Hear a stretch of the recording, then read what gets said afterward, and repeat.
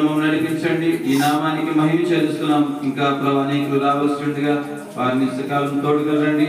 ముఖ్యంగా తండ్రి సమయంలో తండ్రి వాతావరణం స్వాధీనం ఉంచండి నాయన. ఇదిగో నీ ప్రశస్తమైన నీ కృపలో తండ్రి నాయన మీ జనులు నీ సన్నిధిలో ఆనందించినట్లు నీ కృపను చూపించమని ప్రార్థన చేస్తున్నాం. నీకే మహిమ ప్రభావం చెల్లిస్తూ ఆదరించిన మీద విశ్వసించి నడిపించి మహిమనందు మరి యేసు నామములో వేడుకొంచున్నాము తండ్రి. ఆమేన్. దేవుని స్తోత్రం. హల్లెలూయా. Hey!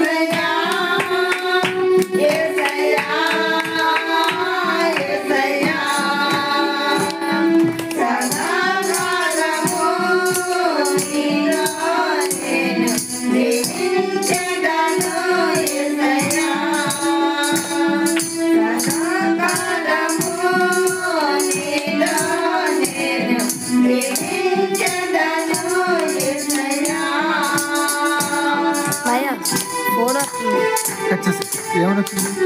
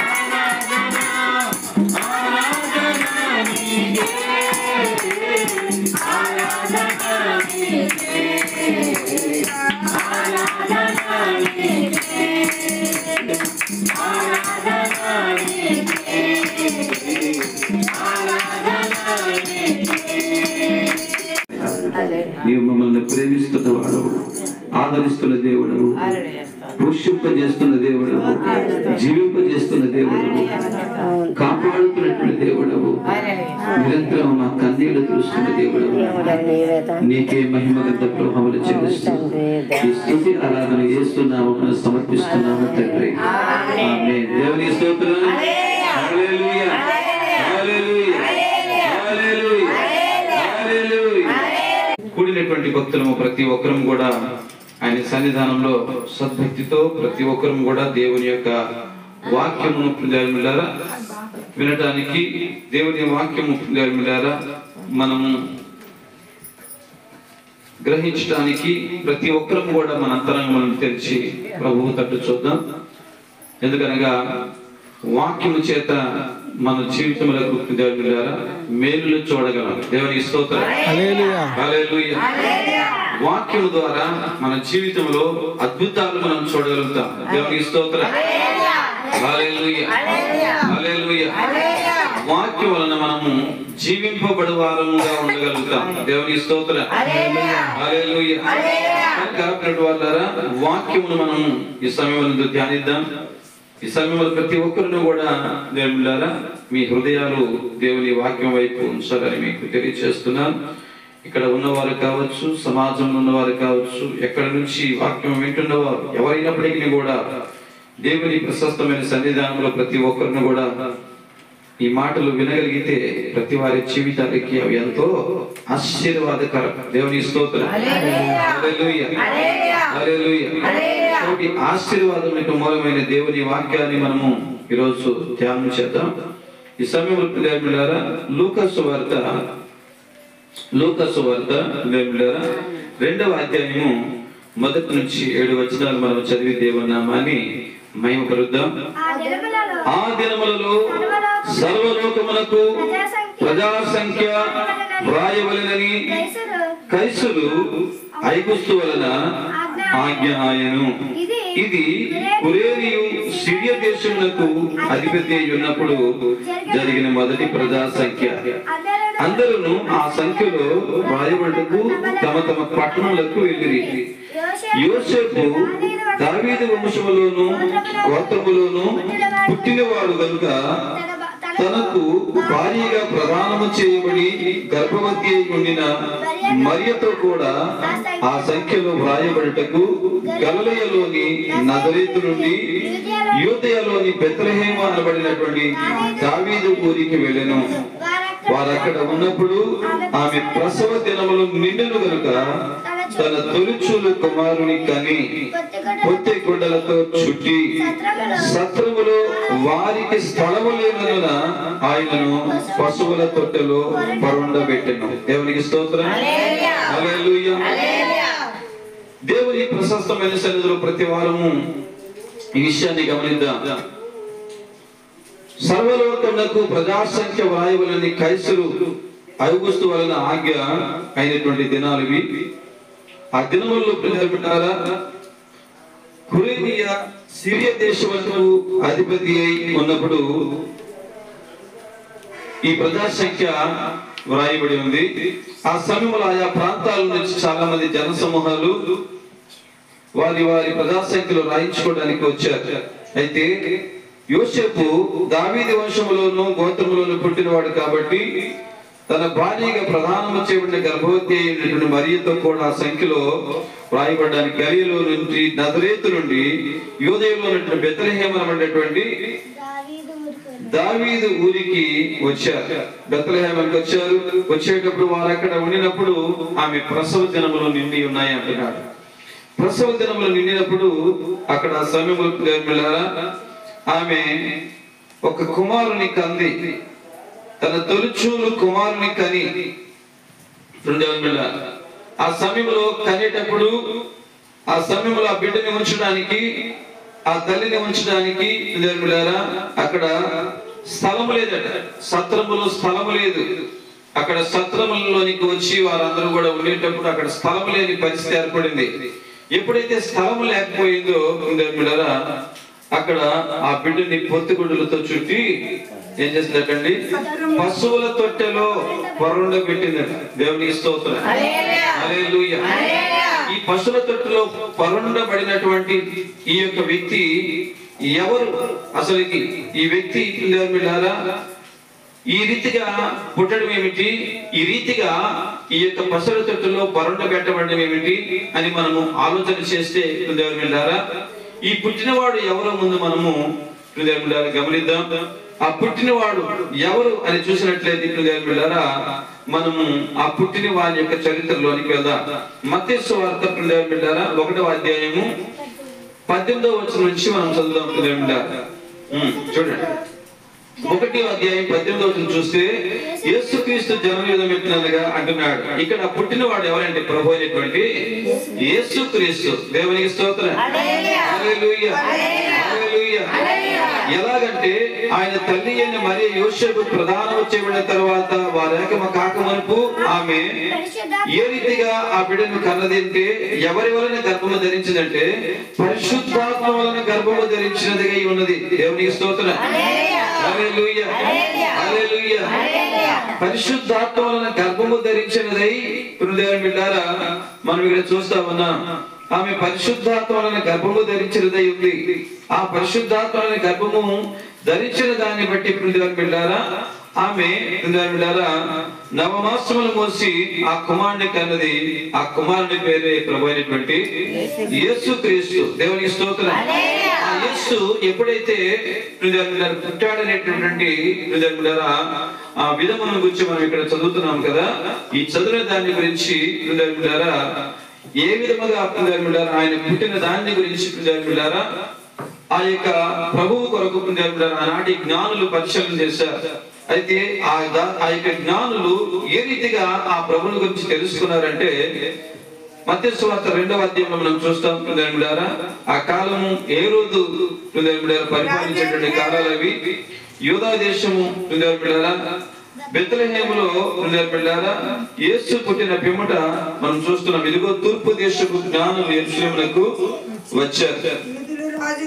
అక్కడ వాళ్ళు అడుగుతున్నారు, యూదుల రాజుగా పుట్టిన వాడు ఎక్కడ ఉన్నాడు? తూర్పు దిక్కున మేము ఆయన నక్షత్రము చూచి ఆయన పూజింపవచ్చుమన్నారు. దేవునికి స్తోత్రం. వారు ఈ ప్రభువుని యేసు ప్రభువుని పుట్టుకను గురించి వారు ఎలా గ్రహించారంటే ఒక నక్షత్రము ద్వారా వారు గ్రహించారట. దేవునికి స్తోత్రం. ఒక నక్షత్రం చూశారు. ఆ నక్షత్రం చూసేటప్పుడు వారు దేవుని యొక్క ప్రశస్తమైన గ్రంథము జ్ఞానములను కలిగిన వారు కాబట్టి, వారు శాస్త్రజ్ఞులు కాబట్టి, వారు తూర్పు దేశంలో వారు పాండిత్యమును ప్రతిష్ఠించిన వారు కాబట్టి వారు ఆ ప్రభువుని గురించి ఆలోచించేటప్పుడు నక్షత్ర సూచనగా వారు తీసుకున్నారు. అప్పుడు ఆ నక్షత్రము వారిని క్రీస్తు యుద్ధకు తీసుకుని వెళ్ళినట్లుగా మనము మిగతా ఆ వచనాలన్నీ చదివినట్లయితే మనకు అర్థమవుతాయి. ఆ నక్షత్రం వెంబడి వారు వెళ్ళారు. వెళ్ళేటప్పుడు ఆ సమయంలో మనం చూస్తే చూడండి 9వ వచనంకి వస్తే వారు రాజ్యం మాట మీద బయలుదేరిపోవచ్చు. ఇదిగో తూర్పు దేశంలో వారు చూసిన నక్షత్రము ఆ శిశువుడిన చోటికి మీదుగా వచ్చి నిలుచు వరకు వారికి ముందుగా నడిచెను. వారు ఆ నక్షత్రం చూచి అత్యానంద భరితుల ఇంటిలోనికి వచ్చి తల్లి అయిన మరియను ఆ శిశువుని చూచి సాగిలిపడి ఆయనను పూజించి తమ పెట్టెలు విప్పి బంగారున సాంబ్రాణి పోలముని కానుకలుగా ఆయనకు అర్పించారు. దేవుని స్తోత్రం. చూడండి, ఈ పుట్టినవాడు తొట్టెల్లో పరుండబెట్టబడిన వాడు ఆ యొక్క బెత్లెహేములో సత్రములు స్థలము లేక అక్కడే నవమాసాలు మోయబడినటువంటి వాడై ఆ యొక్క మరియ గర్భములో ఉండినటువంటి బిడ్డ అక్కడ జన్మింపబడి ఉండగా ఆ జన్మమందిన ఆ యొక్క బిడ్డను చూడడానికి ఎవరు వచ్చారటండి? తూర్పు దేశం జ్ఞానులు వచ్చారు. వారికి ఎవరు మార్గదర్శనం అంటే నక్షత్రం వారికి మార్గదర్శనముగా ఉంది. ఏమిటి ఈ యొక్క వింత నక్షత్రము మార్గదర్శకముగా ఉండడం ఏమిటి? ఈ యొక్క వ్యక్తికి ఈ పుట్టుకను గురించి ప్రత్యేకమైనటువంటి తాత్పర్యం ఏమన్నదంటే ఈ పుట్టినటువంటి వాడు సామాన్యమైనటువంటి వాడు కాదు. ఆయన దేవునికి స్తోత్రం, హల్లెలూయా. పుట్టినవాడు మనుషుల ప్రేమ వలన పుట్టినవాడు కాదు ఈయన, దేవునికి స్తోత్రం. ఈయన లోక సంబంధమైనటువంటి భార్యాభర్తలకు పుట్టినటువంటి వాడు కాదు ఆయన, దేవునికి స్తోత్రం, హల్లెలూయా, హల్లెలూయా. ఈయన ప్రత్యేకముగా పరిశుద్ధాత్మ వలన ఆ కన్యైన స్త్రీ గర్భములోనికి ప్రవేశించి, దేవునికి స్తోత్రం, పిండోత్పత్తి చేయబడిన వాడే ఆయన ఈ లోకములోని పుట్టి ఉన్నాడు, దేవునికి స్తోత్రం. అయితే ఈ పుట్టినటువంటి వాని గురించి మనం చూస్తే ఈ పుట్టినటువంటి వానికి జ్ఞానులు వచ్చి ఏమి చేస్తున్నారట?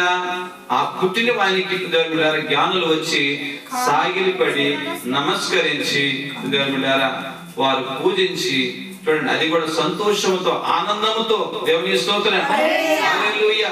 ఆ ప్రకారముగా ఉండి వారు కానుకలు నర్పిస్తా ఉన్నారు, దేవుని స్తోత్రం. సాంబ్రాణి బోనములు నర్పిస్తా ఉన్నారు, దేవునికి స్తోత్రం. అంతేకాదు ఆ శిశువుని వారు పూజిస్తూ ఉన్నారట, దేవునికి స్తోత్రం, హల్లెలూయా, హల్లెలూయా, హల్లెలూయా. ఎందుకు ఈయనని పూజిస్తూ ఉన్నారు? అసలుకి జ్ఞానులు రావడం ఏంటి? ఆ యొక్క కన్య అయినటువంటి స్త్రీ గర్భములోనికి ఆ యొక్క బిడ్డ రావడం ఏమిటి? ఆ బిడ్డ పరిశుద్ధాత్మను కలగడం ఏమిటి? ఆ బిడ్డ ఈ భూమి మీద ఆ యొక్క ఒక పశువుశాలలో ఆమె కానీ పొత్తులను చుట్టి పెట్టడం ఏమిటని చూస్తే ఈ శిశువుకి ఇంత ప్రాముఖ్యత ఏమిటి అనేటటువంటి ఆలోచన చేస్తే ఈ శిశువును గురించి ప్రవక్తలు ఏమి చెప్తున్నారంటే చూడండి, యెషయా గ్రంథము 9వ అధ్యాయం, యెషయా గ్రంథం 9వ అధ్యాయము 6వ వచనం మనం చూసినట్లయితే ఇక్కడ అంటాడు కదా, ఏలయనగా మనకు శిశువు పుట్టెను, మనకు కుమారుడు అనుగ్రహింపబడెను, ఆయన భుజం మీద రాజ్యభారముండును, ఆశ్చర్యకరుడు, ఆలోచనకర్త, బలవంతుడైన దేవుడు, నిత్యుడగు తండ్రి, సమాధానకర్తయగు అధిపతి అని అతనికి పేరు పెట్టబడింది, దేవునికి స్తోత్రం, హల్లెలూయా. ఈ శిశువు ఎవరు అనేటటువంటి ఆలోచనలోనికి వస్తే ఈ పొత్తులో చుట్టబడి ఆ యొక్క తొట్టులో పరుణ పెట్టబడిన వాడు ఎవరనుకుంటే సామాన్యమైన మనుషుడు కాదని, సామాన్యమైన మనుషుడు కాదు, దేవునికి స్తోత్రం. ఈ యొక్క మనుషుడు సామాన్యమైన వాడు కాదు. ఈయన ఎవరంటే ఆయన భుజం మీద రాజ్యభారములను, అంటే ఈ దేశ రాజ్యములన్నిటినీ ఆయన భుజస్కంధముల మీద భరించేటటువంటి వాడు ఆయన, దేవునికి స్తోత్రం, హల్లెలూయా, హల్లెలూయా. అంతేకాదు ఆయన ఆశ్చర్యకరుడు, దేవునికి స్తోత్రం. ఆయన జననము ఆశ్చర్యం కదండి.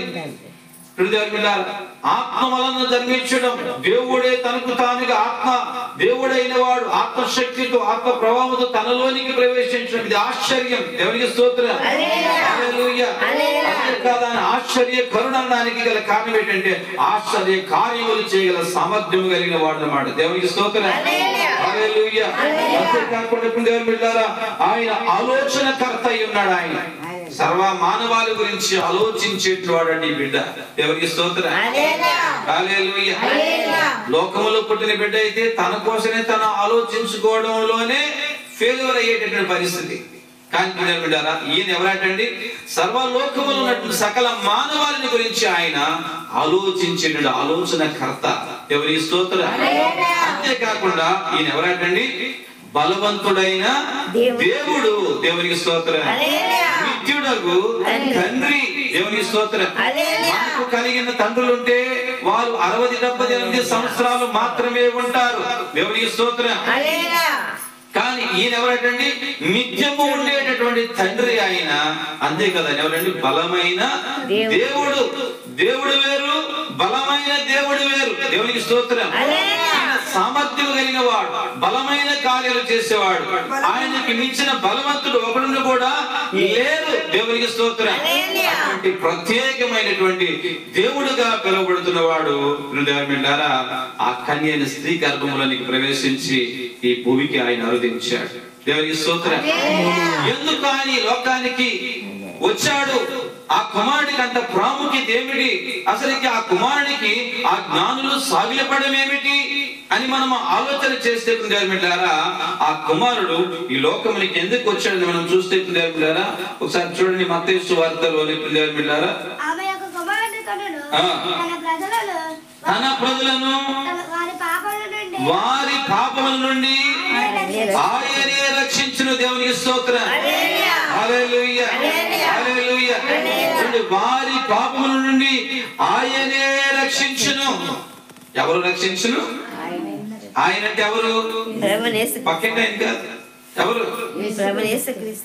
ఎవరైతే పొత్తిగుడులతో చుట్టబడి ఆ యొక్క పశువుల తొట్టెలో పరుండ పెట్టబడ్డాడు ఆయన. దేవునికి స్తోత్రం. ఆయన ఏం చేస్తాడట?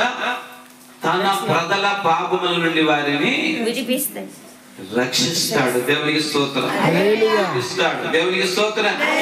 హల్లెలూయా, హల్లెలూయా, హల్లెలూయా. కాబట్టి ఆయన ఒక ప్రత్యేకమైనటువంటి వాడు. దేవునికి స్తోత్రం. హల్లెలూయా. అసలుకి పాపం అంటే ఏమిటి అని మనం ఆలోచన చేస్తే దేవుని గ్రంథములో రాయబడింది. యోహాను రాసిన మొదటి పత్రిక 3వ అధ్యాయం 4వ వచనంలో మనం చూస్తాం. పిల్లలారా ఒకసారి చూడండి. యోహాను మొదటి పత్రిక 3వ అధ్యాయం 4వ వచనంలో పిల్లలారా చూద్దాం. పాపము చేయు ప్రతివాడును ఆజ్ఞను అతిక్రమించును. ఆజ్ఞ అతిక్రమమే పాపం. చాలు. దేవునికి స్తోత్రం. హల్లెలూయా. పాపం అంటే ఏంటమ్మా? ఇక్కడ మనకి తెలియజేయబడుతుంది, ఆజ్ఞ అతిక్రమమే పాపం. దేవునికి స్తోత్రం. హల్లెలూయా. ఆజ్ఞ అతిక్రమమే పాపం. కాబట్టి పిల్లలారా, మానవ జీవితంలో ఆజ్ఞను అతిక్రమించబడేటువంటి పాపం అనేది పరిగణించబడుతుంది. ఏ ఆజ్ఞ అతిక్రమించబడుతున్నది, ఏ ఆజ్ఞ ప్రజలు అతిక్రమించారు అని అంటే, ధర్మశాస్త్రంలో దేవుడు ఏ ఏ కట్టడలను అయితే ఇచ్చాడో, దేవునికి స్తోత్రం. హల్లెలూయా. ధర్మశాస్త్రంలో దేవుడు ఇచ్చిన కట్టడల గురించి మనం చూస్తే నిర్గమకాండము 20వ అధ్యాయంలో మనం మొదటి నుంచి మనం చూసినట్లయితే పిల్లలారా, అక్కడ మనకి దేవుడు ఇచ్చిన ఆజ్ఞలు ఏమిటనేవి మనకి కనబడతాయి. ఒకసారి చదువుదాం. ఒకసారి పిల్లలారా చూడండి. నిర్గమకాండము. ఓకే, దేవునికి స్తోత్రం. నేను తప్ప వేరొక దేవుడు ఉండకూడదు అనేది దేవుని యొక్క ఆజ్ఞ. చదవండి. ఇంకా పైన ఆకాశం అందే గాని, క్రింద భూమి అందే గాని, భూమి క్రింద నేల అందే గాని దేని రూపమునైనను నీవు చేసుకొనకూడదు. దేవునికి స్తోత్రం. హల్లెలూయా. నేను తప్ప వేరొక దేవుడు ఉండకూడదు. ఎందుకంటే దేవుళ్ళు లేక దేవుడా? చెప్పండి. దేవుళ్ళ దేవుడా? దేవుడు. దేవుడు ఒక్కడే. దేవునికి స్తోత్రం. దేవుడు ఒక్కడే. లోకమంతటా కూడా ప్రతి మనుషుడికి కూడా అడిగితే ప్రతి వాడు చెప్పేది దేవుడు ఒక్కడే. దేవునికి స్తోత్రం. ఈ లోకములు ప్రతి యొక్క జ్ఞానులు అనబడిన వారు, శాస్త్రులు అనబడిన వారు, ప్రతి వారు తెలియజేసేది దేవుళ్ళు ఎంతమంది అంటే ఒక్కడే అంటాడు. దేవునికి స్తోత్రం. హల్లెలూయా. ఒక్కడే. ఆ ఒక్కడే ఉన్నటువంటి దేవుడిని గురించి ఏమంటాడు? కాబట్టి నేను తప్ప వేరొక దేవుడు మరలా మీకు ఉండకూడదు. అయితే మనుషులు ఏ ఏ రూపం ఏ ఏ విధములుగా దేవుడు చేసుకుంటారని దేవుడికి ముందే తెలుసు. కాబట్టి అని ఏమంటాడంటే దేవుడిని ఎలాగ చేసుకుంటారనే సంగతి ప్రభువు ఎరిగిన వాడు. కాబట్టి ఆ దేవుడు ముందే నిబంధన తెలియజేస్తున్నాడు. ఏమంటాడు ఆయన? ఆకాశమందు గాని, భూమి యందు గాని, భూమి క్రింద ఉన్న నేల యందే గాని దేని రూపమునైనను విగ్రహమునైనను నీవు చేసుకొనకూడదు. వాటికి సాగిలపడకూడదు. వాటిని పూజించకూడదు. దేవునికి స్తోత్రం. ఏమంటాడు ఆయన?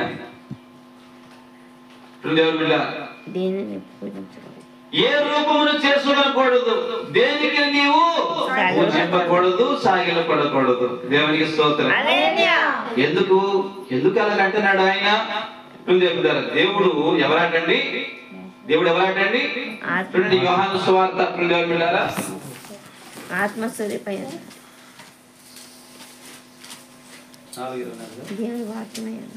యోహాను సువార్త 4వ అధ్యాయం, యోహాను సువార్త 4వ అధ్యాయం 24వ వచనం చూస్తున్నాం.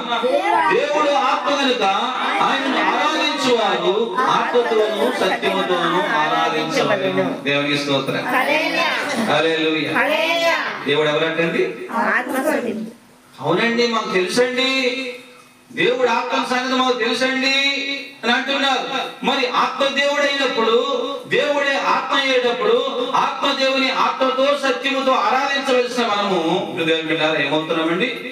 ఆత్మతో సత్యముతో ఆరాధించగా శరీరముతోనూ శరీరును తయారు చేసిన దానికి సాగిలపడిన వారమై ఆరాధిస్తూ ఉన్నా. ఇది ఆజ్ఞ అతిక్రమం. దేవుని స్తోత్రం. హల్లెలూయా. హల్లెలూయా. అందుకే ఇట్టి పరిస్థితులకి మానవుడు వెళ్తారని దేవుడికి ముందే తెలుసు. కాబట్టి ముందే చెప్తున్నాడు, అలాంటి పొరపాటు మన బ్రతుకులలో కలగకూడదని ఆజ్ఞని ఆయన జారీ చేశాడు. దేవునికి స్తోత్రం. హల్లెలూయా.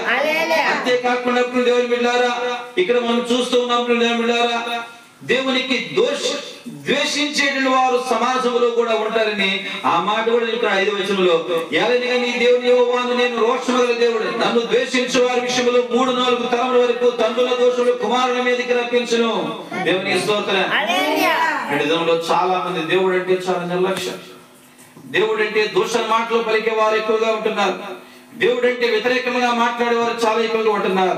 హృదయారా, సమాజంలో చాలా మంది తెలియకుండా దేవుళ్ళు తిట్టేస్తా ఉంటారు, దేవుడిని తిట్టేస్తా ఉంటారు. రకరకాల పేర్లలో దేవుడిని పిలుస్తున్నాం అనుకుంటారు, ఆ పేరుల్లోనే తిట్టి వేస్తా ఉంటారు. ఆ తిట్టడం వల్ల ఏమవుతుందటండి, ఆ తల్లిదండ్రులకు వారి పుట్టినటువంటి పిల్లలకు 4 తరాల వరకు, ఎన్ని తరాల వరకు? 4 తరాల వరకు దోషం వారి మీదకి వస్తుందట. ఆ దోషమే సమాజంలో మానవుని జీవితంలో మనశ్శాంతి లేకుండా, సమాధానం లేకుండా, నెమ్మది లేకుండా, కుటుంబంలో నిజమైన సంతోషం లేకుండా చేసేస్తా ఉంది. అది ప్రజలు ఆలోచన చేయటం లేదు. దేవుని స్తోత్రం. అంతేకాకుండా దేవుని బిడ్డలారా, ఆయన సన్నిధానంలో చెప్తున్నాడు 7వ వచనంలో, నీ దేవుడి యెహోవా నామమును వ్యర్థముగా ఉచ్చరింపకూడదు. దేవుని స్తోత్రం. హల్లెలూయా. హల్లెలూయా. అంతేకాకుండా 8వ వచనంలో, విశ్రాంతి దినము పరిశుద్ధముగా ఆచరించడానికి జ్ఞాపకం ఉంచుకోవాలి. వారం ఒక దినమైన దేవుని సన్నిధిలో ప్రతి ఒక్కరు గడపాలి. ఎప్పుడో అవసరాలు తీర్చుకోవడానికో, అక్కర్లు తీర్చుకోవడానికో, లేకపోతే మంత్రించుకోవడానికో కాదండి. వారం ఒక దినమైన దేవుని సన్నిధిలో ప్రతి వాడు గడపవలసిందే. అది ఎవరు పెట్టిన నిబంధన? సృష్టికర్త అయిన దేవుడు, బలవంతుడైన దేవుడు, నిత్యుడకు తండ్రి అనబడిన దేవుడు పెట్టినటువంటి నిబంధన అది. దేవుని స్తోత్రం. హల్లెలూయా. అంతేకాదు దేవుని బిడ్డలారా, 12వ వచనంలో, ఈ దేవుడు యెహోవా నీకు అనుగ్రహించు దేశంలో నీవు దీర్ఘాయుష్మంతుడంటూ నీ తల్లిని నీ తండ్రిని నీవు సన్మానించాలి. దేవుని స్తోత్రం. ఇంకా 13, 14, 15, 16, 17 వచనంలో, నరహత్య చేయకూడదు, వ్యభిచరించకూడదు, దొంగిలకూడదు, నీ పొరుగు వారి మీద అబద్ధ సాక్ష్యం నీవు పలకకూడదు. దేవునికి స్తోత్రం. నీ పొరుగు వారి ఇల్లు ఆశింపకూడదు. దేవునికి స్తోత్రం. నీ పొరుగు వారి భార్యను నీవు కూడిన వారిగా ఉండకూడదు. ఇలా చెప్పిన అనేకమైన నిబంధనలు దేవుడు పెట్టాడు. ఇది ధర్మశాస్త్రపు కట్టడ. దేవునికి స్తోత్రం. హల్లెలూయా. ఈ కట్టడలో మానవులకు దేవుని బిడ్డలారా, ప్రతి వారికి ఆయా కట్టడలు ఉన్నాయి. ఆయా జాతుల వారికి, ఆయా కుటుంబాలకి, ఆయా విధమైన తెగల వారికి దేవుని బిడ్డలారా, ఆయా విధములైనటువంటి దేవుని బిడ్డలారా, ఆయా ప్రాంతాల వారికి, ఆయా దేశముల వారికి రకరకమైన నిబంధనలు నిలిచి ఉన్నాయి. దేవునికి స్తోత్రం. అవి ధర్మశాస్త్రపు కట్టడలుగా వారికి దేవుని బిడ్డలారా నియమించబడ్డాయి. అయితే ఈ ధర్మశాస్త్ర కట్టడలను మానవుడు ఏమిటండి మీరి ఉన్నాడు. కాబట్టి ఈ మీరిన దాన్ని బట్టి ఏమొచ్చింది? మానవుడికి పాపం వచ్చేసింది. దేవునికి స్తోత్రం. ఏమొచ్చిందండి? మానవుడికి పాపం వచ్చేసింది. ఎప్పుడు పాపం మనిషిలోనికి ప్రవేశించిందో ఆ పాపము ఆ వ్యక్తి జీవితములకు ఏమి చేసింది అని మనం చూస్తే, రోమాపత్రిక 3వ అధ్యాయం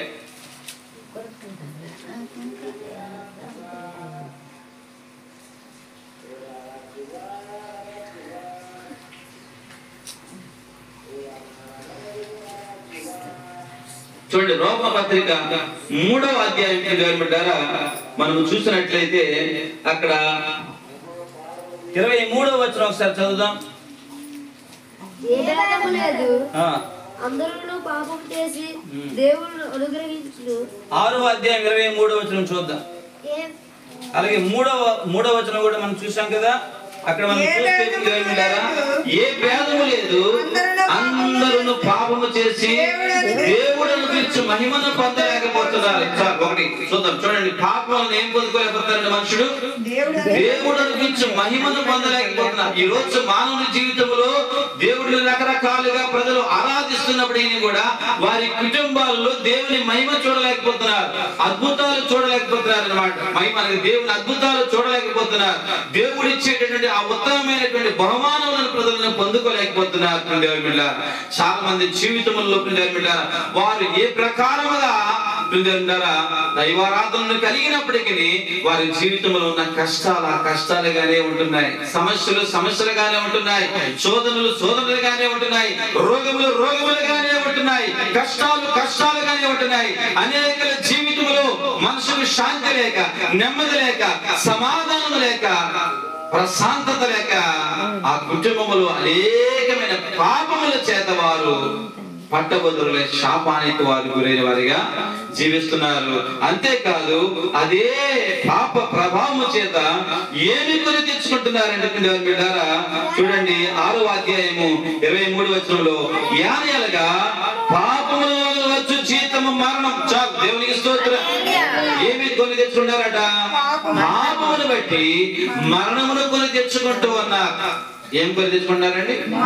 మరణమును కొని తెచ్చుకుంటూ ఉన్నారు, మరణాన్ని కొని తెచ్చుకుంటూ ఉన్నారు. ఎందుకు ఈ మరణం అంటే పాప ప్రభావం చేత మానవ జీవితంలో అనేకమైనటువంటి పాపపు క్రియలు నిలిచి ఉంటున్నాయి. అనేకమైన పాపపు క్రియలు నిలిచి ఉంటూ ఉన్నాయి. ఆ పాపపు క్రియలు ఏ రీతిగా ఉన్నాయంటే చూడండి, రోమపత్రిక 1వ అధ్యాయము 28వ వచనం నుంచి మనం చూసినట్లయితే, మరియు వారు తమ మనస్సులో దేవునికి చోటు ఎన్నోళ్ళకి పోయిన గనుక చేయరాని కార్యములు చేయడానికి దేవుడు భ్రష్ట మనస్సుకు వారిని అప్పగించును. అట్టి వారు సమస్తమైన దుర్నీతి చేతను, దుష్టత్వము చేతను, లోభము చేతను, ఈర్ష్య చేతను నిండుకొని మత్సరమున, హత్య, కలహము, కపటము, వైరమును వాటితో నిండిన వారే గుండెగాడును, అపవాదికులను, దేవద్వేషులను, హింసకులను, అహంకారులను, బింకములాడు వారును, చెడ్డవాటిని కల్పించువారును, తల్లిదండ్రులకు అవిధేయులను, అవివేకులను, మాట తప్పు వారును, అనురాగరహితులను, నిర్దయులనైరి. ఇట్టి కార్యములు అభ్యసించువారు మరణమునకు తగిన వారు అను దేవుని వాక్యము విధిని వారు బాగుగా ఎరిగిండు వాటిని చేయుచున్నారు. చూసారండి, ఎంతటి దౌర్భాగ్యం! మానవుల జీవితంలో పాప ప్రభావం చేత మానవుడు ఈ దుష్కార్యములకన్నిటికీ గురైపోయాడు. ఇంక్లూడింగ్ తల్లిదండ్రులకు కూడా విలువని పరిస్థితుల్లోనికి వెళ్ళిపోయాడు. వెళ్ళిన దాన్ని బట్టి ఏం సంపాదించుకున్నాడు? మరణాన్ని కొని తెచ్చుకున్నాడట. దేవునికి స్తోత్రం. హల్లెలూయా. మరణమును కొని తెచ్చుకున్నాడు. మరణమును కొని తెచ్చుకొని ఉన్నాడు. ఈ మరణము ఏ రీతిగా, అసలుకి మరణం అంటే ఏమిటి? అసలుకి మానవునికి మరణం అంటే ఏమిటో నేటి నాకు అర్థం కావటం లేదు. మరణం అంటే భౌతికమైన శరీర సంబంధమైన మరణం కాదు. మానవుడు ఈ భూమి మీద పుట్టినటువంటి నుంచి 70, 80 సంవత్సరాలు, 90 సంవత్సరాలు, 100 సంవత్సరాలు బ్రతికినా ఆ వ్యక్తికి శారీరకమైన మరణం ఉంటది. ఈ శారీరకమైన మరణం ముగించుకున్న వారికి బైబిల్ చెప్పినటువంటి వారు వారి ప్రయాసముల మాని విశ్రాంతిని పొంది ఉన్నారు. దేవుని స్తోత్రం. ఏం పొందుకున్నారంటండి? ప్రయాసములను విడిచి వారు విశ్రాంతి పొంది ఉన్నారు. ఇది శారీరకమైనటువంటి మరణం. ఈ శరీరమునకు వచ్చినటువంటి మరణం. దేవునికి స్తోత్రం. హల్లెలూయా. శరీరం ఉన్నంత కాలము మానవ జీవితంలో పాప ప్రభావం చేత వారు శపింపబడిన వారైనందువల్ల వారికి ఏవేవో సమస్యలు, ఏవేవో బాధలు, ఏవేవో కష్టాలు, ఏవేవో రోగాలు, ఏవేవో హింసలు, ఏవేవో కరువులు, ఏవేవో కాటకాలు, ఏవేవో వ్యతిరేకతలు, ఏవేవో దూషణ ప్రభావాలు, ఏవేవో సంకటములు అనేకములుగా మానవుల జీవితంలో అవి కొనసాగుతున్న పరిస్థితులే. దేవునికి స్తోత్రం. హల్లెలూయా, హల్లెలూయా.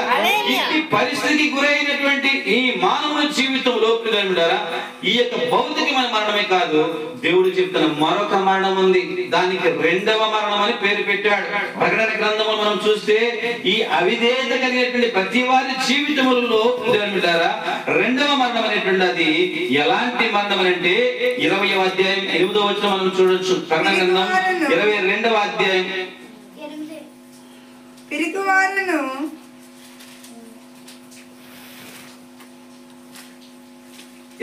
అధ్యాయము 8వ వచనం మనం చూసినట్లయితే, పిరికి వారును, అవిశ్వాసులను, అసహ్యులను, నరహంతకులను, వ్యభిచారులను, మాంత్రికులను, విగ్రహారాధికులను, అబద్ధికులందరూ అగ్ని గంధకములతో మండుకొండములో పాలు పొందుదురు. ఇది రెండవ మరణం. దేవునికి స్తోత్రం. దానిని మన భాషలో చెప్పాలంటే నరకము. ఏంటనేది?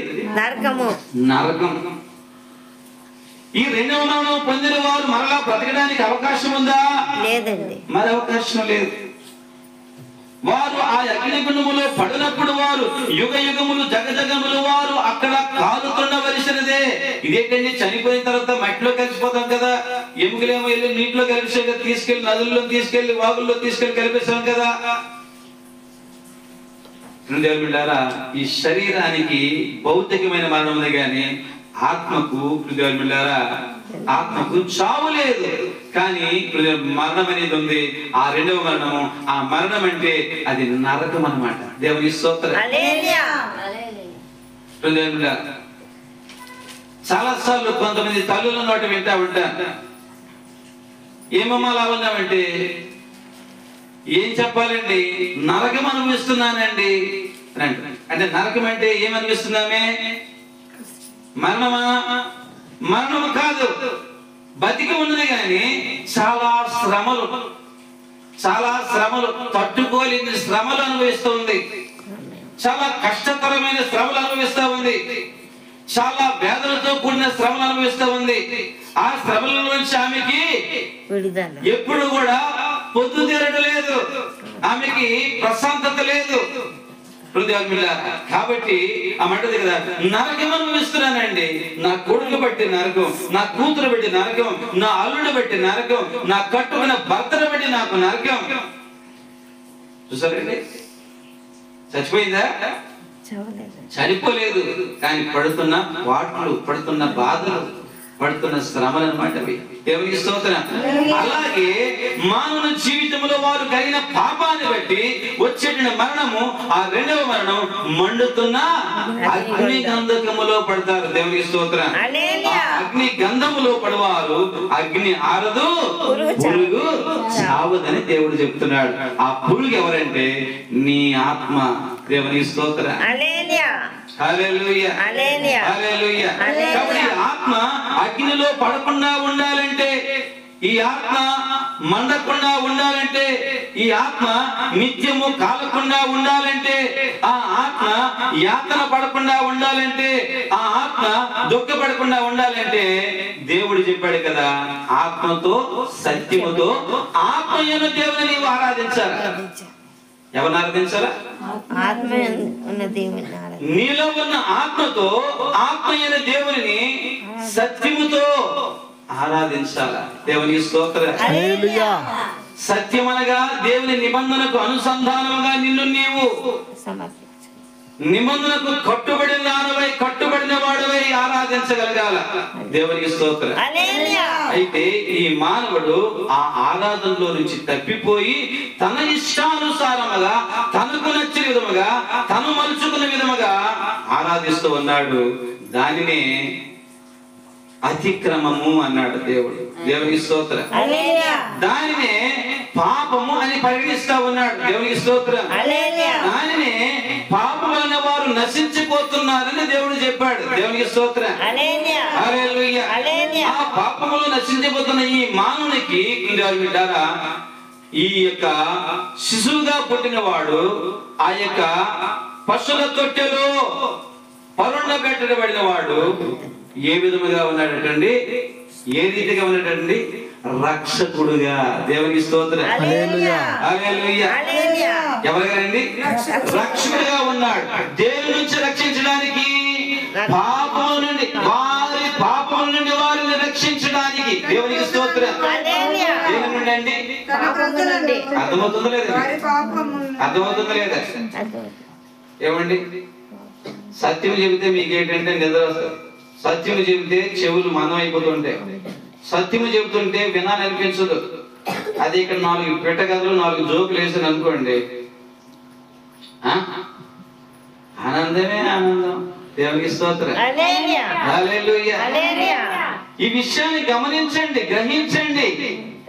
చెవులు మందబుద్ధితో ఉండకుండా ఒక్కసారి మీ చెవులు తెరిచి, మీ మనోనేత్రాలు తెరిచి, మనో హృదయాలు తెరిచి ప్రతి ఒక్కరు కూడా ఈ మాటలు మీరు వినగలిగితే దేవుని బిడ్డలారా, మన జీవితంలో ఈరోజు గొప్ప శాంతి, సంతోష, సమాధానం మనం పొందుకుంటాం. దేవునికి స్తోత్రం. హల్లెలూయా. సరే, పాపము నుంచి విడిపించడానికి, పాపములో నుంచి మనం విడిపించడానికి ప్రభువైన యేసుక్రీస్తు ఈ లోకానికి వచ్చాడు. దేవునికి స్తోత్రం. హల్లెలూయా. నీవు పాపం నుంచి తప్పించబడమే నీవు రక్షింపబడడం. దేవునికి స్తోత్రం. హల్లెలూయా. ఆ రక్షణ ఎలా వస్తుంది అంటే, ఇప్పుడు దేవుని బిడ్డలారా, ఈ లోకములో నీవు తలంచినట్టుగా నీకు నచ్చినగా నీవు ఆరాధిస్తే ఆ యొక్క రక్షణ రాదు. దేవునికి స్తోత్రం. ఇంత తప్పిపోయిన మానవుల పట్ల దేవుడు ఎంత ప్రేమ కలిగి ఉన్నాడంటే, ఎంత కనికరమ కలిగి ఉన్నాడంటే, ఎంత జాలి కలిగి ఉన్నాడంటే, ఎంత దయా కనికరములు కలిగిన వాడిగా ఉన్నాడంటే, బిడ్డలారా, ఆయనే ఈ లోకానికి పాపానికి ప్రాయశ్చిత్త బలి పశువుగా ఆయన బిడ్డలారా దిగి వచ్చేసాడు. దేవునికి స్తోత్రం. హల్లెలూయా. ఎందుకో తెలుసా ఆయన అలాగే పుట్టవలసింది? ఎందుకో తెలుసా ఆయన పుట్టవలసింది? వేదాలు ఘోషిస్తూ ఉన్నాయి, ధర్మశాస్త్రాలు ఘోషిస్తున్నాయి, ఆయన కన్యసుతుడిగా పుట్టాలని. దేవునికి స్తోత్రం. ఆత్మలను జన్మించిన వాడిగా పుట్టాలని. దేవునికి స్తోత్రం. హల్లెలూయా.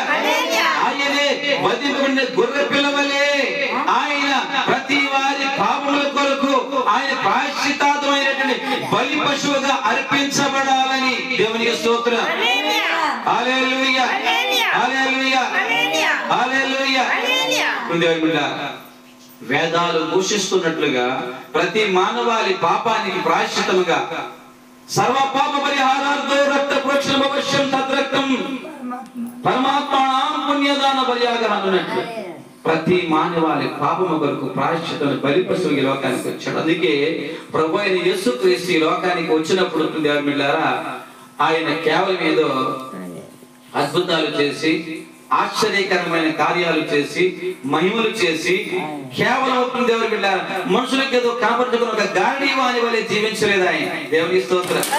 చివరికి ప్రతి వారి మానవాళి పాపము కొరకు చేతులతో చేసిన పాపముల కొరకు ఆయన చేతులకు మేకలు కొట్టబడ్డాయి.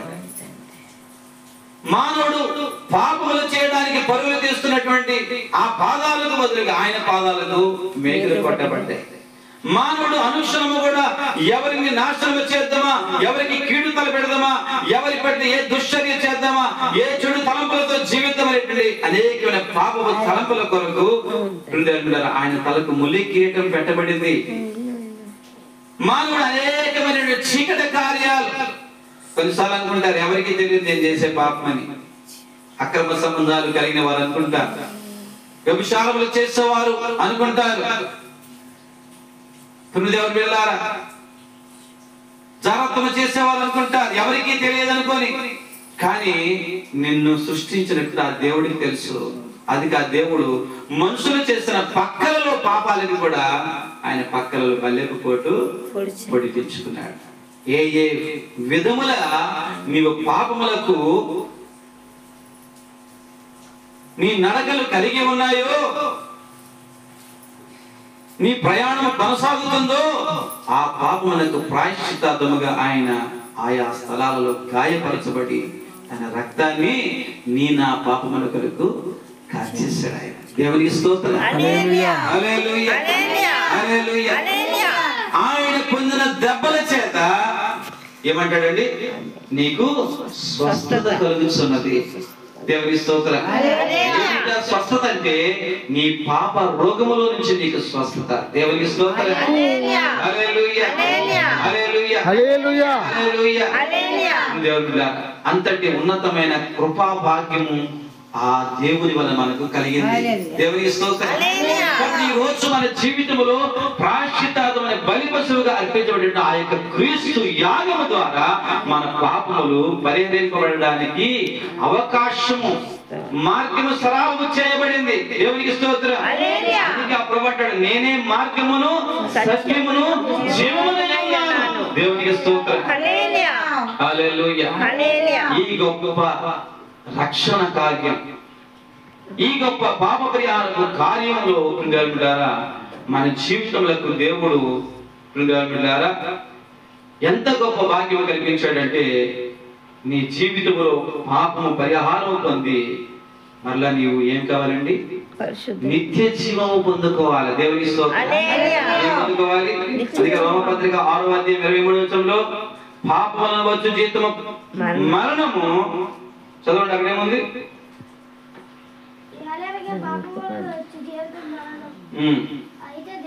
అయితే దేవుని కృపావరము మన ప్రభు అయిన క్రీస్తు యేసునందు నిత్య జీవము. దేవునికి స్తోత్రం.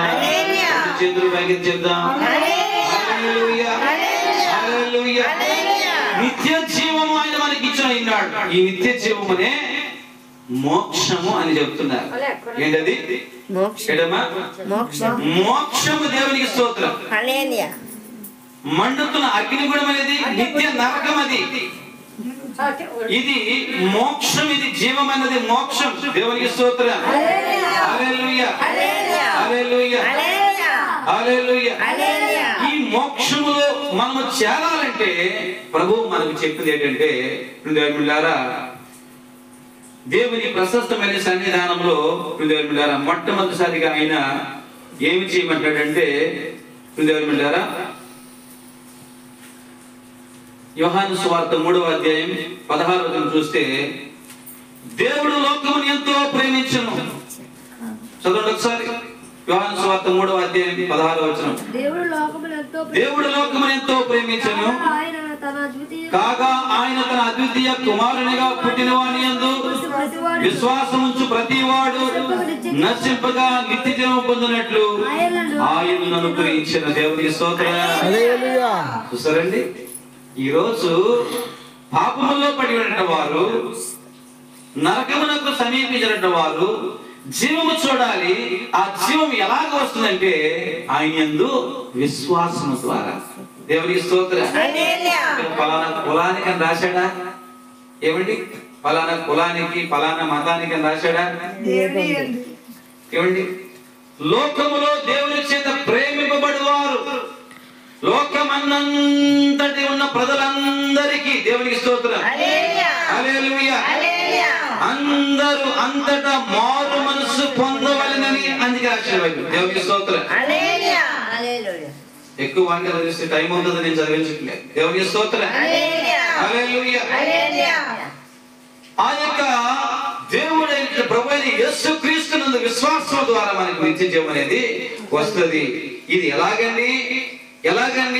ఈ విశ్వాసాన్ని బట్టి ఏమి జరుగుతుందంటే, నీ పాపము కడగబడుతుంది. గలతీ పత్రిక 2వ అధ్యాయం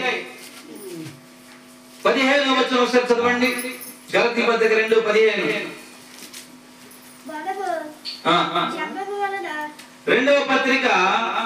గలతీ పత్రిక 2వ అధ్యాయము 15వ వచనంలో, మనము జన్మము వలన మృతులమే గాని అన్య జన్మములో చేరిన పాపములకు అంటూ అక్కడ చిన్న చెప్తున్నాడు 16వ వచనంలో, మనుషుడు యేసుక్రీస్తున్న విశ్వాసం వలనే గాని ధర్మశాస్త్ర సంబంధమైన క్రియ మూలమున నీతిమంతులుగా తీర్చబడని ఎరిగి మనము ధర్మశాస్త్ర సమయంలో క్రియల మూలముగా కాక క్రీస్తునందు విశ్వాసములనే నీతిమంతులముగా తీర్చబడటకై యేసు క్రీస్తునందు విశ్వాసం వచ్చి ఉన్నాము. దేవునికి స్తోత్రం.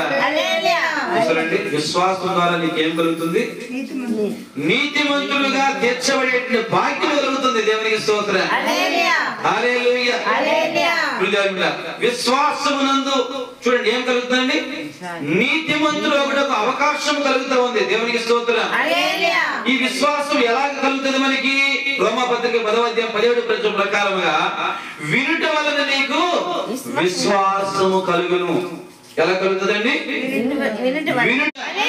ఈ విశ్వాసములో జీవించిన మన జీవితాలు విశ్వాసముందు నీతిమంతులకు ఎలాగ తీర్చబడతాము అని మనం చూసినట్లయితే ఇప్పుడు దేవునిలారా ఒకసారి చూడండి. ప్రభు సన్నిధానంలో యోహాను మొదటి పత్రిక మనము పాపము లేని వారమని చెప్పుకొని ఎడల మనను మనమే మోసపుచ్చుకొందుము మరియు మనలో ఏముండదు? సత్యం ఉండదు. మన పాపముల నుండి ఒప్పుకొని ఎడల ఆయన నమ్మదగిన వాడు నీతిమంతుడు గనుక ఆయన మన పాపములను క్షమించి సమస్త దుర్నీతి నుండి మనలను పవిత్రులుగా చేయును. దేవునికి స్తోత్రం. హల్లెలూయా. చూడండి, ప్రభు సన్నిధానములో మనం ఎలాగా నీతిమంతులు అవుతామంటే మన పాపములను ప్రభువుగా చూడు.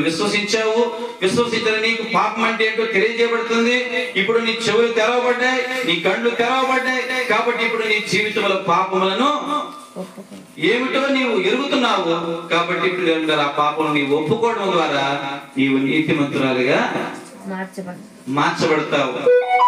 ఎందుకంటే ఆయన తన రక్తముతో నిన్ను కడిగి శుద్ధులుగా చేస్తున్నాడు. దేవునికి స్తోత్రం. హల్లెలూయా. ఆయన నిన్ను కడిగి శుద్ధులుగా చేస్తూ ఉన్నాడు. ఆయన నిన్ను పవిత్రుడుగా చేస్తూ ఉన్నాడు. ఆయన నిన్ను నీతిమంతునిగా చేస్తున్నాడు. దేవునికి స్తోత్రం. హల్లెలూయా. హల్లెలూయా. హల్లెలూయా. నీవు వినటం వలన, విశ్వసించడం వలన, నీవు ఆ యొక్క మాటలను వినడం వలన నీలో పాపమును కలుగుతుంది. ఆ పాపమున దేవుడే వల్ల నిన్ను ఒప్పింపజేసి నీ యొక్క జీవితమును పవిత్రముగా మారుస్తూ ఉన్నాడు. దేవునికి స్తోత్రం. హల్లెలూయా. హల్లెలూయా. 8-9 వచనాలను చదివాం. కాబట్టి దేవునిలారా, అంతేకాకుండా దేవునిలారా, దేవుని సన్నిధానములో మన జీవితంలో దేవునిలారా దేవునికి ప్రత్యేకమైన దాక్షణముగా ఉన్నట్లు ఆ దేవుడే తన కృప మనకు చూపించనున్నాడు. రోమాపత్రిక 6వ అధ్యాయం 19వ వచనం చూసినట్లయితే 6:19 రోమాపత్రిక 6:19 చూడండి ఒకసారి. శరీర బలహీనతను మనుష్య రీతిగా మాట్లాడుచున్నాను. శరీర బలహీనతను బట్టి నేను మనుష్య రీతిగా మాట్లాడుతున్నాను. ఎలాగనగా అక్రమం చేయుటకై అపవిత్రాత్మకును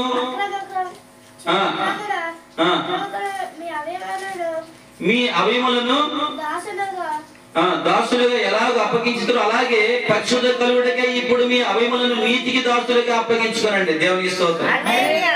చూసారండి, మానవుని జీవితంలో ఎప్పుడైతే నీ బ్రతుకులలో విశ్వసించావో ఇప్పుడు నీ పాపలు ఒప్పిబడతాయి. ఒప్పిబెడుతున్న నీ జీవితంలో నీవు దేవునికి అర్పించుకున్నావు అనుకో, అనగా ఏ దేవునికి? యేసు దేవునికి నిన్ను నీవు అర్పించుకున్నావు అనుకో, ఇప్పుడు నీ మనసు అనేది దేవుడు మార్చి నిన్నేం చేస్తాడండి? పాప సంబంధమైనటువంటి తలంపుల నుంచి దేవుడు విడిపించి నీతి సంబంధమైన కార్యం మీద నీ మనసును స్థిరపరుస్తాడు ఆయన. దేవునికి స్తోత్రం. హల్లెలూయా. హల్లెలూయా. ఇంకా నీ జీవితంలో పాపలు నిలిచి ఉన్నాయంటే దానికి గల కారణం నీవు సరిగ్గా ప్రభువు యొద్దకు రాలేదు, ప్రభువుతో నీ సహవాసము చేయటం లేదన్నమాట. దేవునికి స్తోత్రం. ప్రభువుతో నీ సహవాసం సరిగ్గా లేకపోతే, సరిగ్గా ఆయన విశ్వసించకపోతే, ఆయన మాట నీ చెవిని పెట్టకపోతే నీ బ్రతుకులు ఇంకా పాపములు నిలిచే ఉంటాయి. కానీ మరలా దేవుడు కృప ఏంటంటే ఆ పాపంలో నిలిచిన నీవు నీ పాపములను ఒప్పుకొని మరలా నీతిమంతుడకు నీకు అవకాశాన్ని దేవుడు ఇస్తా ఉన్నాడు. ఆ యొక్క అవకాశమునందు నీవు మరలా ఏం కావాలి? నీవు నీ శరీరమును ఎవరికి అప్పగించుకోవాలి? నీ మనసును ఎవరికి అప్పగించుకోవాలి? నీ హృదయాన్ని ఎవరికి అప్పగించుకోవాలి? చూడండి, 3వ అధ్యాయం 8వ వచనం, మొదటి యోహాను పత్రిక 3వ అధ్యాయం 8వ వచనం చూస్తే, అపవాది మొదటి నుండి పాపము చేయుచున్నాడు కనుక పాపము చేయవాడు అపవాది సంబంధి. దేవునికి స్తోత్రం. పాపం చేసినప్పుడు ఎవరి సంబంధి? అపవాది సంబంధి. ఇప్పుడు అపవాది ఏం చేస్తుంది? పాపం చేస్తుంది. అపవాది ఏం చేస్తుంది? పాపం చేస్తుంది, పాపాన్ని ప్రేరేపిస్తుంది. ఇప్పుడు ఈ మనిషి పాపం చేస్తున్నాడు కాబట్టి ఈ పాప సంబంధి ఎవరి సంబంధి? అపవాది సంబంధి. దేవునికి స్తోత్రం. ఎప్పుడు నీవు అపవాది సంబంధమై ఉంటావో నీవు దేవుని రాజ్యానికి పాత్రలు కాలేదు. దేవునికి స్తోత్రం.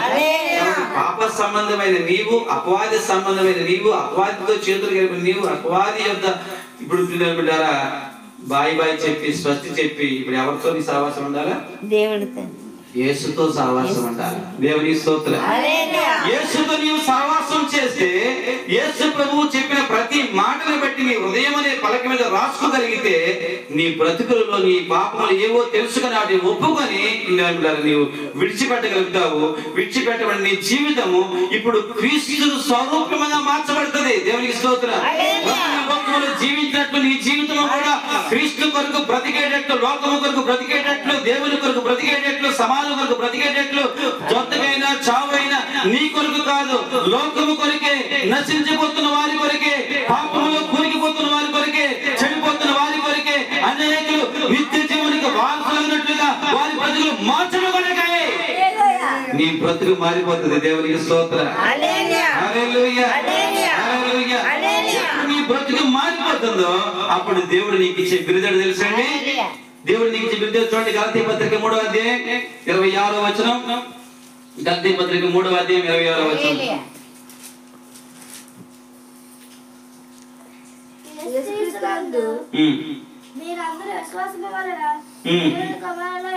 చూసారండి, ప్రభు సన్నిధిలో నీవు విశ్వసించినందువల్ల నీవు ఇప్పుడు ఎవరు అయిపోయావండి? దేవుని కుమారులు అయిపోయి ఉన్నారు. దేవునికి స్తోత్రం. హల్లెలూయా, హల్లెలూయా, హల్లెలూయా, హల్లెలూయా. దేవుని కుమారులుగా మారిపోయాం. ఇప్పుడు ఎలా మారిపోయామండి? విశ్వసించిన కారణముగా ఇప్పుడు దేవుని కుమారులుగా మార్చిపోయాం. దేవునికి స్తోత్రం. హల్లెలూయా.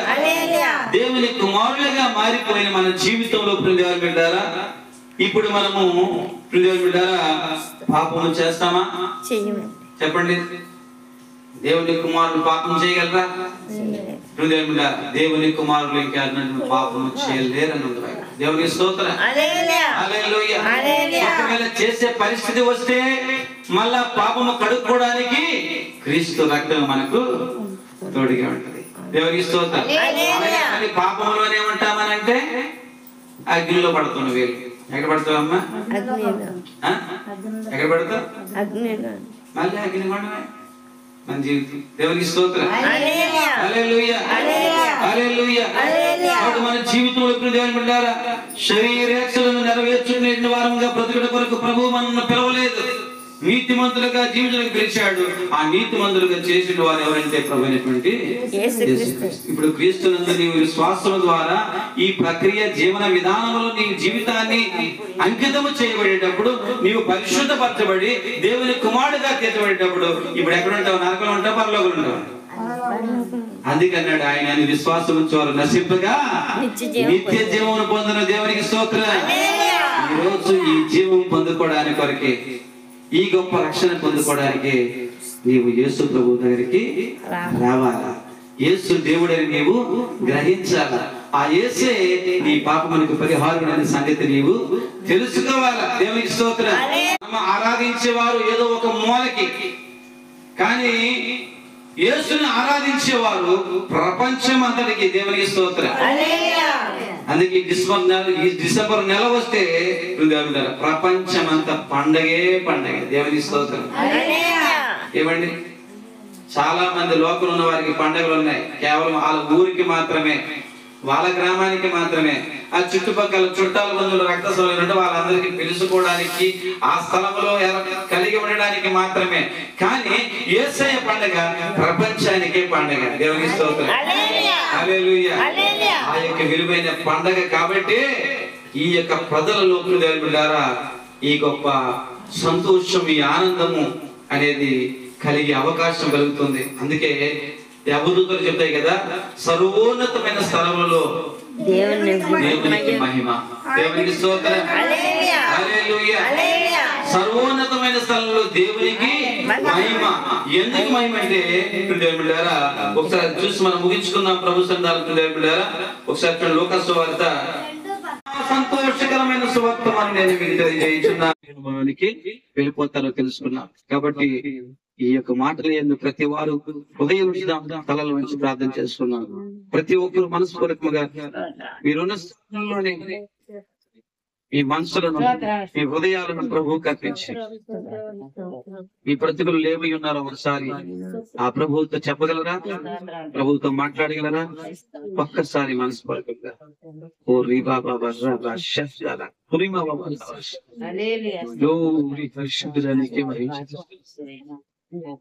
మీ సన్నిధిలో నీ బిడ్డల జీవితములకు ఆధారం ఉత్తరవు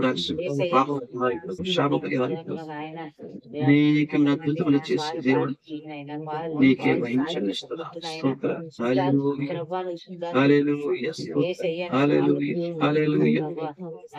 ఈరోజు గొప్ప రక్షణ ఆనందాన్ని ఈ పాప పరిహారపు జీవితం దేవుని యొక్క ప్రశస్తమైన కుమారులుగా తీర్చబడేటటువంటి ప్రతి ఒక్కరు ప్రార్థన చేద్దాం. ప్రతి ఒక్కరు ప్రార్థన చేద్దాం. ప్రభు సన్నిధానంలో వెళ్ళాలి. ప్రతి ఒక్కరు మనస్ఫూర్తిగా ఏకీపిస్తాం. ఈ సమయంలో ఈ వాక్యము ఫలించేటట్లు మన మధ్యలో వేసి ప్రార్థిస్తుంది. ప్రతి ఒక్కరు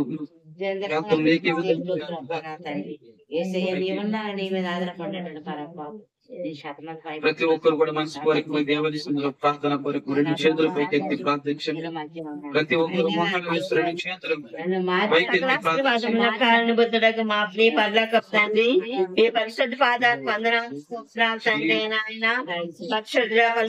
తండ్రి నాయన, మీ యొక్క గొప్ప తండ్రి నాయన సన్నిధి మేము వచ్చాం తండ్రి నాయన. మీకు స్తోత్రాలు వందనాలు. ఎంతవరకు పాటలను తండ్రి నాయన స్తుతి ఆరాధనలు నడిపించుకుని తండ్రి మీకు స్తోత్రాలు ప్రభావ.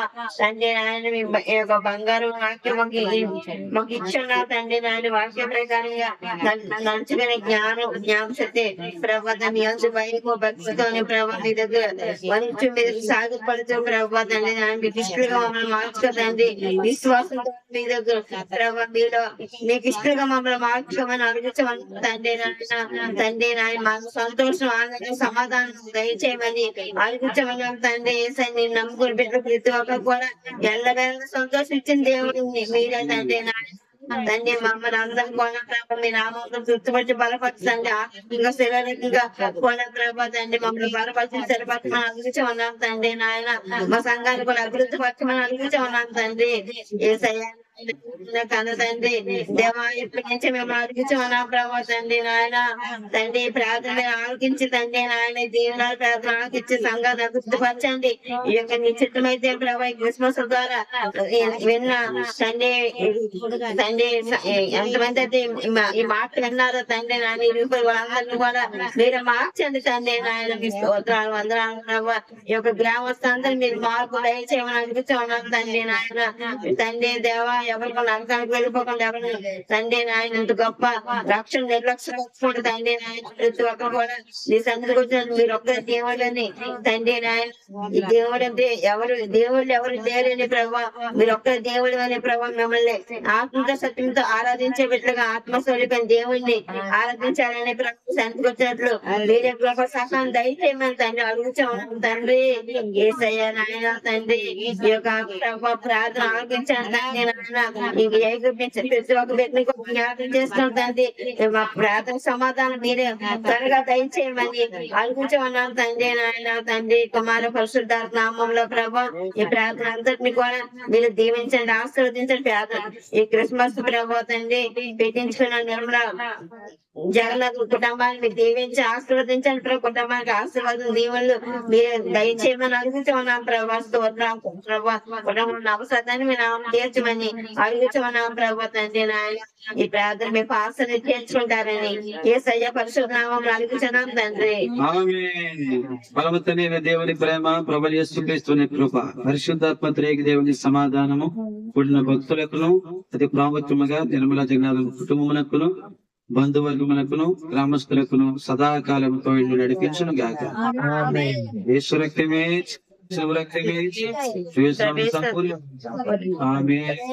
Happy Christmas. Merry Christmas. Happy Christmas. Wish you happy Christmas. Merry Christmas. అందరికి సెలవు. అందరికీ కూడా భోజనాలు.